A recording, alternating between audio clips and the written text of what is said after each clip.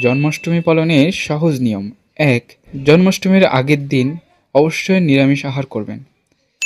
এরপর রাত ১২টার আগে খাবার খেয়ে ব্রাশ করে জপ করে ঘুমিয়ে যাবেন।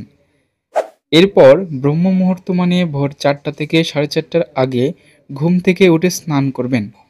স্নান শেষে শুদ্ধ বস্ত্র পরে ভগবানের পূজা আরতি করবেন এবং ভগবানের চরণে তুলসী দিয়ে সংকল্প মন্ত্র পাঠ করবেন। সংকল্প মন্ত্র: আদ্যস্থিতা নিরাহার সভূতে পরমেশ্বর ভক্ষামি দেবকীপুত্র অস্মিন জন্মাষ্টমী ব্রতে।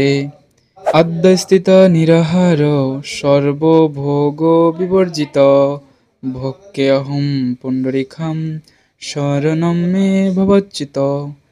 এরপর সারাদিন উপোস করে কীর্তন, জপ, অষ্টোত্তর শতনাম পাঠ ও শ্রবণ করে মধ্যরাতে বা নিকটস্থ মন্দিরে অভিষেক করবেন। পরের দিন সকালে সূর্য উদয়ের পর পালন করবেন। কেউ যদি নির্জলা উপোস না করতে পারেন, সে ভগবানকে ভোগ দিয়ে একাদশীর মতো অনুকল্প প্রসাদ খেয়ে ব্রত করতে পারবেন। ভিডিওটি ভালো লাগলে শেয়ার করে সকলের কাছে ছড়িয়ে দেওয়ার অনুরোধ রইল।